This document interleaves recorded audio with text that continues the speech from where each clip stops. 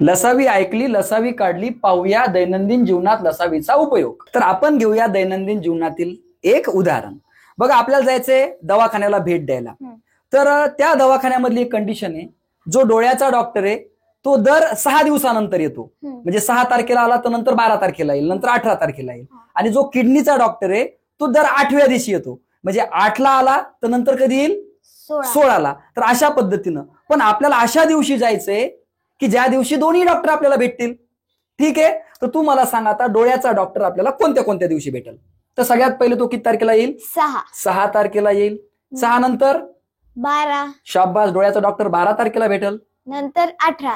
मग 18 तारखेला भेटेल. नंतर 24. नंतर 24 तारखेला भेटेल. नंतर 30 तारखेला भेटेल. Very good. मग आता मला सांग, जो किडनीचा डॉक्टर आहे तो कधी भेटेल. पहिल्या दिवशी 8 तारखेला. 8 तारखेला भेटेल. नंतर 16 तारखेला. शाबास, 16 तारखेला भेटेल. नंतर 24 तारखेला. नंतर 24 तारखेला भेटेल. आणि नंतर तर तारीखच नाहीये, ते पुढच्या महिन्यामध्ये जाईल. मग मला आता सांग, कोणत्या दिवशी आपल्याला डोळ्याचा आणि किडनीचा डॉक्टर सोबत भेटेल. 24 तारखेला, म्हणजे 24व्या दिवशी. आणि तुम्हाला सांगतो, हेच आहे तुमचं LCM म्हणजे लसावी.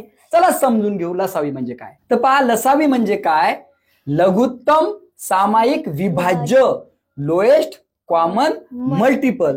म्हणजे असा नंबर ज्याला 2 संख्येने भाग जातो, म्हणजे तो मोठा असतो, मल्टिपल असतो, तो पाड्यामध्ये असतो. ठीक आहे. बघा आपण काय केलं नेमकं.